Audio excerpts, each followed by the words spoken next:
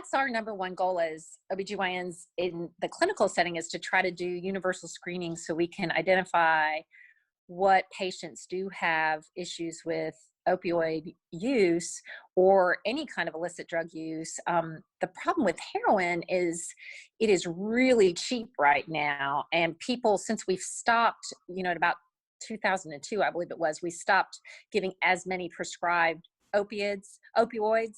And so people who are hooked on those prescription medications could all of a sudden not get them. So the cravings were so bad, they went ahead and paid for heroin. But with heroin and IV drug use comes a lot of other problems like sexually transmitted diseases.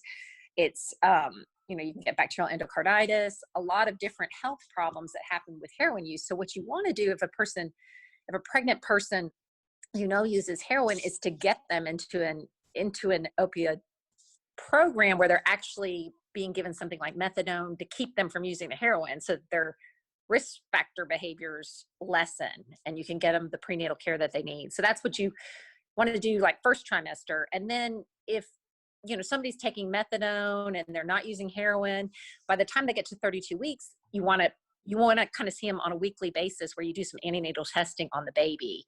And that's really to keep closer eye on them.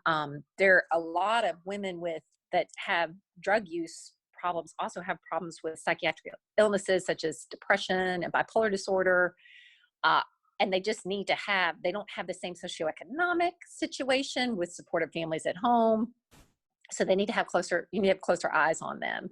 And then as far as in the hospital, you wouldn't allow somebody who is on methadone to be one of those people that had a birth plan and came in and you only listened to the baby 15 minutes out of every hour. They would have to have the monitor on the whole time. And you're basically watching that electronic fetal monitor to see if the baby is in distress, whether or not they need to be delivered by C-section versus vaginal delivery. So